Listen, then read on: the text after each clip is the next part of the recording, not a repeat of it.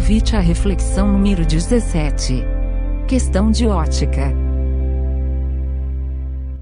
Olá amigos, eu sou a Estela Mares e estou muito feliz por mais esta oportunidade de estarmos juntos. A reflexão de hoje tem por base o capítulo 8 do livro Ilumina-te, de Joana de Ângeles, cujo título é Questão de Ótica. Nesse capítulo, Joana aborda a questão da infelicidade, da desventura, do sofrimento e como normalmente nós vemos e sentimos essas situações da vida. E o que a doutrina espírita nos diz sobre eles. Queria começar falando da definição de sofrimento que nós encontramos no dicionário, que nos diz que é uma dor causada por ferimento ou doença, padecimento. Bom, e essa dor pode ser física ou psíquica. E para exemplificar que venha a ser questão de ótica, vou pedir para vocês pensarem num copo que está com água pela metade. Algumas pessoas vão dizer que o copo está meio cheio, outras vão dizer que o copo está meio vazio. E isso é uma questão de ótica, porque na realidade o copo está com 50% de água. Há quem diga que quem vê o copo meio vazio é mais pessimista e quem vê o copo mais cheio é mais otimista. Bom, um outro fator que eu gostaria de mencionar aqui também é que Jung diz que nós vivemos num mundo dual. Ou seja, aqui sempre temos pares de opostos, dia e noite, claro e escuro, certo e errado, bonito e feio, bom e mal. Então, se tudo neste mundo tem dois lados, nós podemos analisar ambos e buscar um equilíbrio ou ficarmos unilateralizados, ou seja, com a visão de apenas um dos lados. O que, segundo ele, quando isso acontece, quando estamos unilateralizados, dali surge uma neurose. E isso vai trazer um sofrimento para nós.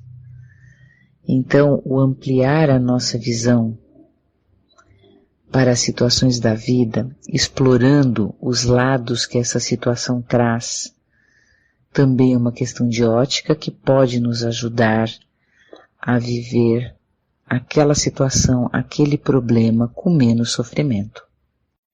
Na visão de Jung, o sofrimento se dá quando não aprendemos o que a vida quer nos ensinar.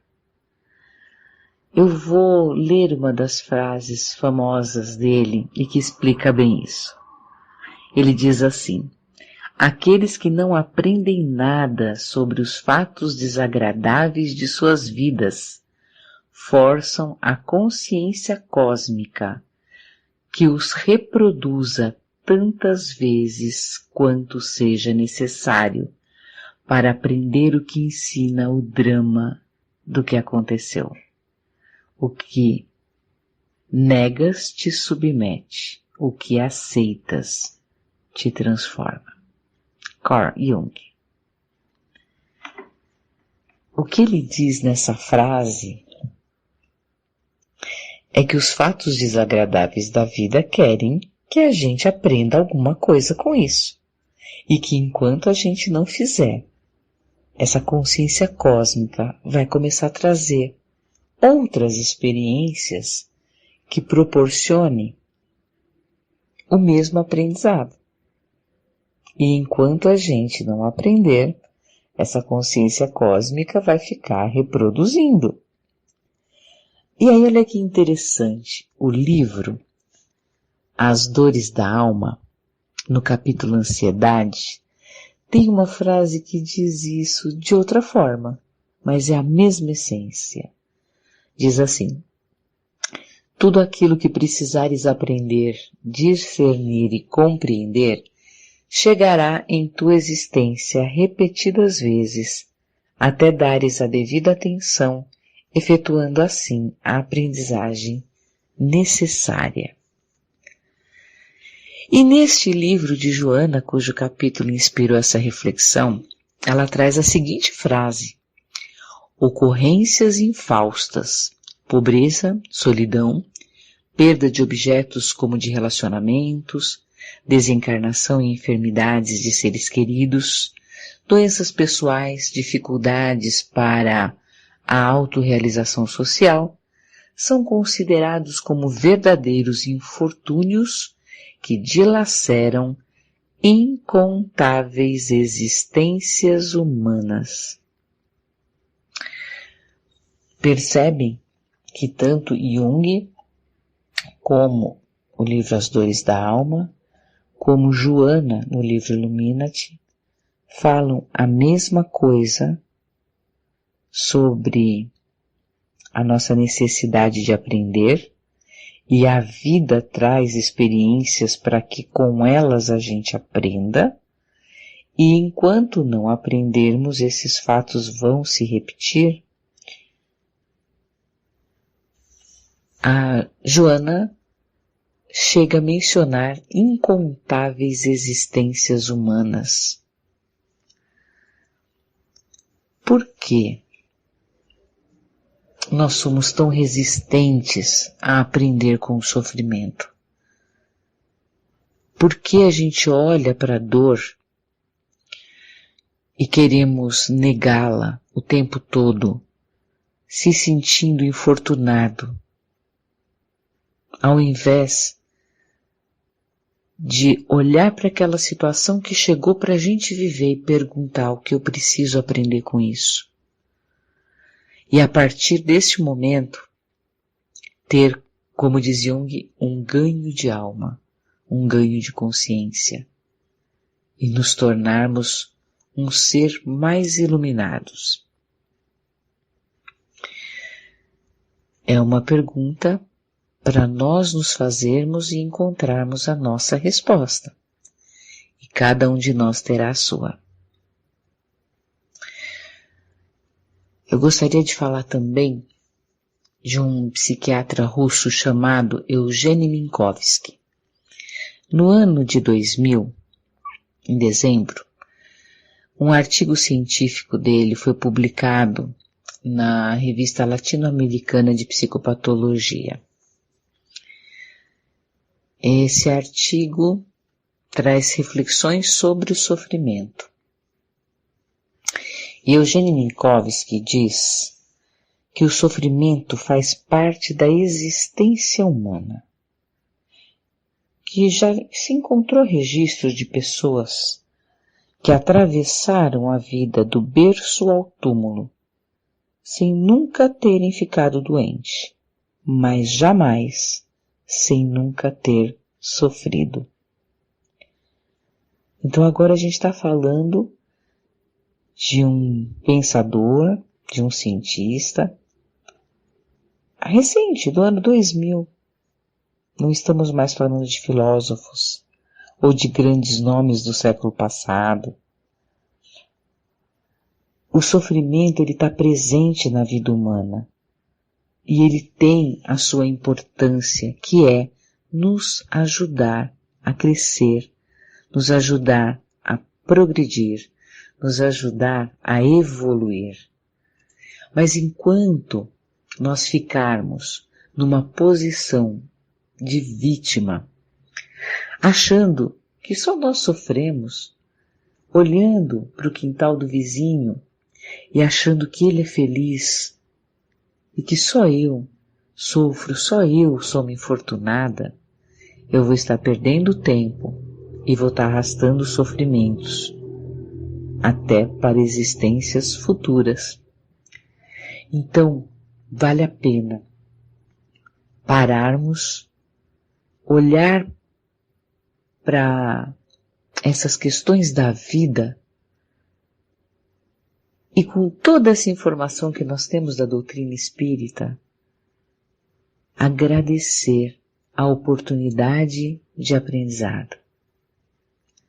Fica mais fácil quando a gente vê que todos nós sofremos. E isso também é uma questão de ótica.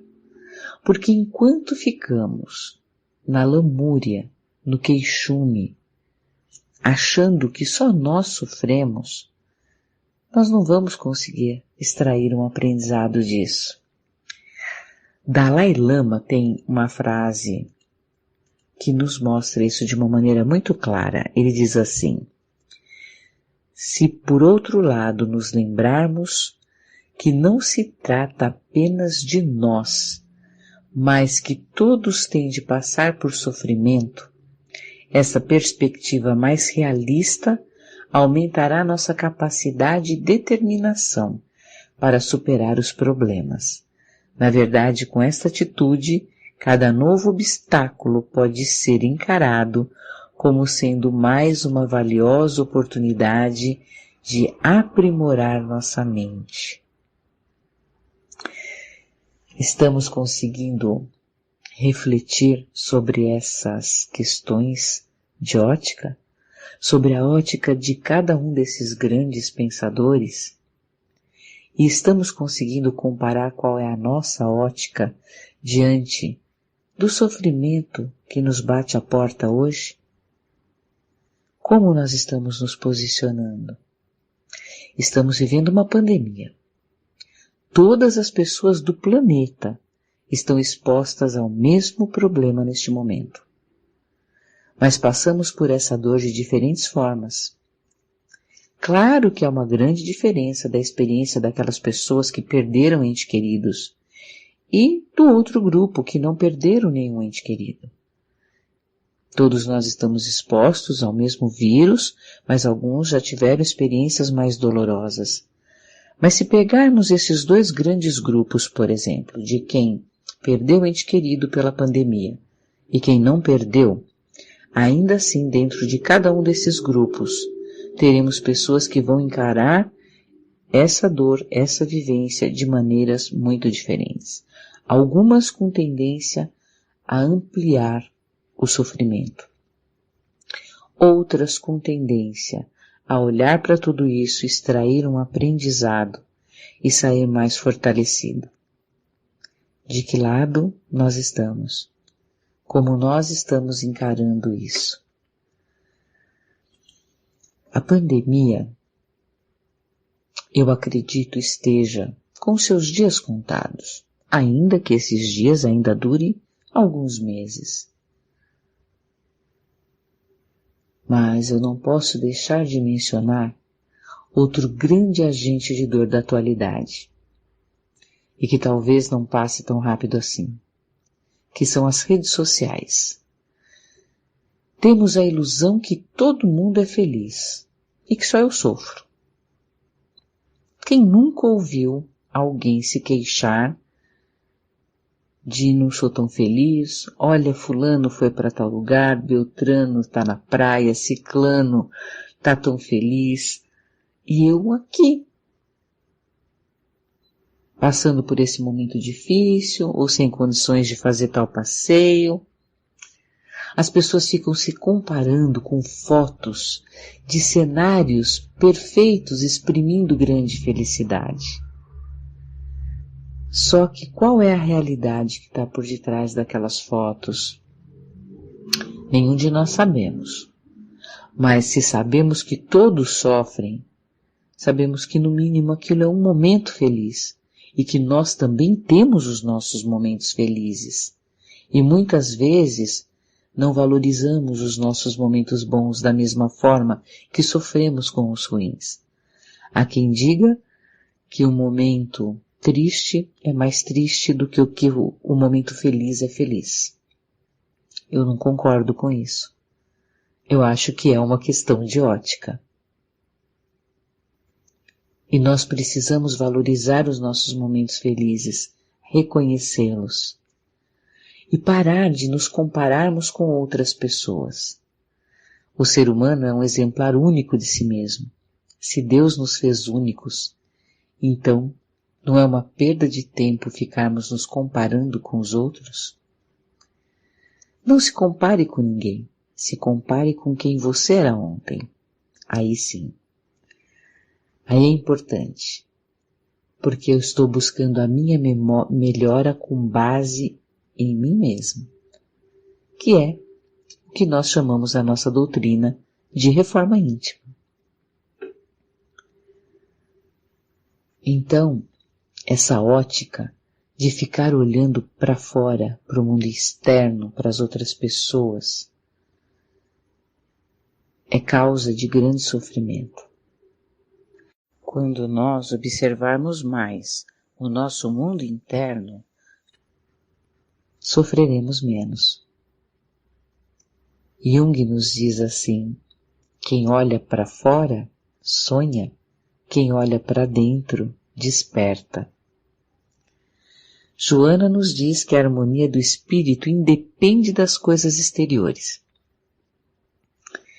No capítulo deste livro mencionado, ela diz: o estômago saciado, as burras refertas de valores amoedados, a casa luxuosa, nem sempre conseguem proporcionar a real harmonia do espírito, que independe das coisas exteriores. Nós temos tanta informação da espiritualidade, né? Olha só, ela ainda acrescenta: compreendesse, porém, a criatura terrestre o sentido profundo e significativo da reencarnação, e bem diria esses desafios que a todos devem convidar a reflexões positivas, pois que se transformarão em bênçãos passado o clímax. Se nós tivermos o olhar para o sofrimento, lembrando do bem e o mal sofrer, que nós já lemos algumas vezes no Evangelho segundo o Espiritismo, com certeza, quem já tem a prática do Evangelho no lar, já deve ter lido. Se nós olharmos para o sofrimento com o bem e o mal sofrer, esse sofrimento é bendito. Quando nós extraímos esse aprendizado, nós crescemos, nós nos libertamos dos engodos que nos mantêm na retaguarda do progresso. As ilusões terrenas nos prendem, nos limitam e atrasam o nosso progresso. Jesus nos disse: entrai pela porta estreita, porque larga é a porta da perdição.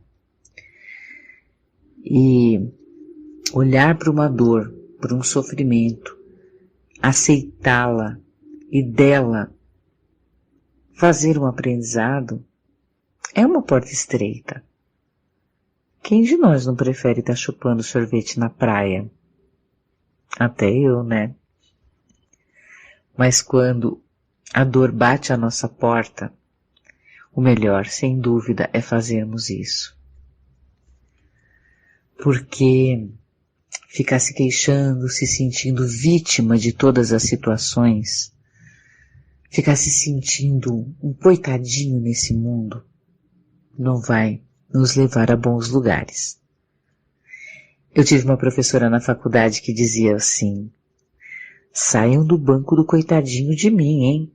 Porque ninguém nesse mundo ama coitadinho. Coitadinho a gente socorre. Me parece uma boa reflexão, né? Bom,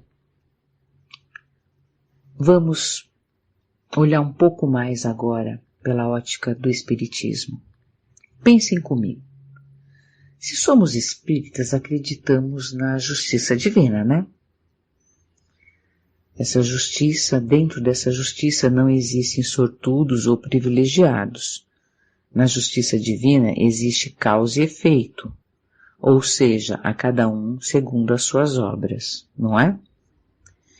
Então, por que muitas vezes nos sentimos injustiçados diante de um sofrimento? Se nós realmente acreditamos, ou melhor dizendo, um espírita verdadeiro tem certeza disso, não tem? de que dentro dessa justiça há uma lei de causa e efeito e a cada um segundo as suas obras? Não temos certeza disso? Então por que quando o sofrimento bate à nossa porta, às vezes nos sentimos injustiçados? Só porque às vezes não encontramos a causa para esse efeito dentro dessa existência? Nós não sabemos da pluralidade das vidas? Se a causa do sofrimento que atravessamos hoje não está nessa existência, certamente está nas anteriores. E nós não precisamos saber qual foi. Precisamos aproveitar essa grande oportunidade de reparação. Vivendo o bem sofrer. E a partir daí, ter essa grande superação e esse grande ganho. Eu costumo dizer assim, quando eu consigo passar por uma das dores, dessa forma, porque é claro, somos humanos ainda, estamos ainda, eu quero dizer, somos espíritos em evolução na condição humana, né? E todos nós ainda reclamamos, ainda não conseguimos logo de cara, diante de um sofrimento, bem dizê-lo. Mas graças a Deus já conseguimos em alguns casos, né? E quando eu consigo e supero uma dor, eu olho e falo, graças a Deus, mais um carnezinho quitado.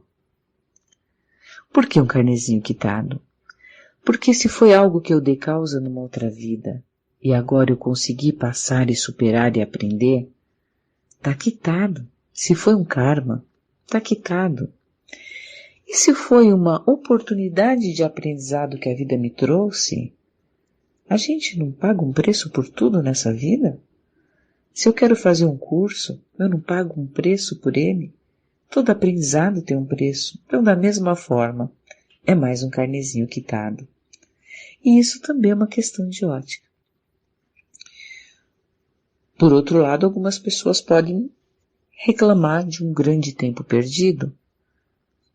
Mas se a gente olhar que se eu passei por isso é porque eu precisava, e que bom que eu aprendi, então não tem tempo perdido, tem carnê quitado, não é? E vamos lembrar também que o nosso planeta é um planeta de provas e expiações. Somos espíritos errantes, e a Terra é uma grande escola que nos proporciona a oportunidade de aprendizado e de evolução do nosso espírito. E para encerrar a nossa reflexão de hoje, tendo em vista que grande parte dos nossos sofrimentos se dão pela não aceitação de quem somos, pela não aceitação da nossa vida ou de vários aspectos dela nessa encarnação, eu quero ler aqui um dos textos mais lindos que eu já encontrei em vídeos do YouTube. Eu vou deixar o link também. Mas eu vou encerrar lendo esse texto para refletirmos em quem somos, o quanto vai ser bom darmos expressão a esse nosso ser, ocupando nosso lugar no mundo. E esse texto, cujo autor não foi mencionado no vídeo que eu encontrei, tem por título Seu Lugar no Mundo, e diz assim: existe um lugar que é seu. Ninguém pode ocupar, somente você. E ele vai continuar livre, até que você o ocupe. Não existe sobreposição. Você começa a se aproximar dele quando passa a ser mais verdadeiro com você mesmo, quando canta a música no seu tom e no seu timbre, quando dança do seu jeito e no seu ritmo, quando desenha com as suas cores e com suas canetinhas, quando escreve com suas palavras e com sua letra, quando para de tentar se encaixar no lugar dos outros e faz do seu jeito. Vou te contar um segredo que provavelmente você já sabe. Não adianta você querer ser igual as pessoas que você admira. Você as admira não pelo que elas fazem ou por quão incríveis elas são. Você as admira porque elas estão em seus lugares. Simplesmente isso. Em um mundo onde tentamos ser iguais, pertencer e copiar o que os outros fizeram, ver alguém ocupando seu lugar é admirável. Gostamos disso. Eu sinto isso quando escuto aquela pessoa com a voz doce cantando, quando vejo o criativo criando, quando vejo o cuidador cuidando, quando vejo o espírito livre viajando, quando vejo aquele cara que gosta de natureza no meio do mato, quando escuto o músico tocando com sentimento, de olhos fechados. Cada um tem seu lugar. Não existe ninguém mais especial que o outro. Não existe ninguém mais talentoso. Não existem sortudos, escolhidos ou privilegiados. Somos todos iguais. Somos todos únicos. O que nos diferencia é o lugar que ocupamos. E uma peça de centro não encaixa na lateral. E é exatamente isso que acontece hoje em dia. Temos artistas em funções burocráticas. Temos pessoas doces e sensíveis bancando o gerente frio. Temos cuidadores longe das pessoas. O mundo seria um lugar incrível se cada um ocupasse seu lugar. Formaríamos o mais belo quebra-cabeças do mundo. E como podemos começar a mudar isso? Já está mudando. A mudança acontece quando você vai se aproximando do seu lugar. Algumas pessoas já se encontraram, agora devem permanecer lá. Uma peça posicionada corretamente, no lugar certo, serve de referência para as demais peças, dá segurança. E é isso que estou tentando fazer aqui, permanecer no lugar que já encontrei. Às vezes eu me movo, eu duvido que seja tão fácil. Eu me desequilibro, eu saio do meu eixo, mas sempre acabo voltando ao mesmo lugar, ao meu lugar. E agora quero ficar aqui para te ajudar a encontrar o seu. E quando você encontrar o seu lugar, sem fazer nada, vai ajudar os outros, apenas sendo você mesmo, apenas ocupando seu lugar no mundo. Que possamos ficar com a paz de Jesus Cristo no nosso coração, na nossa mente, na nossa vida. Que assim seja.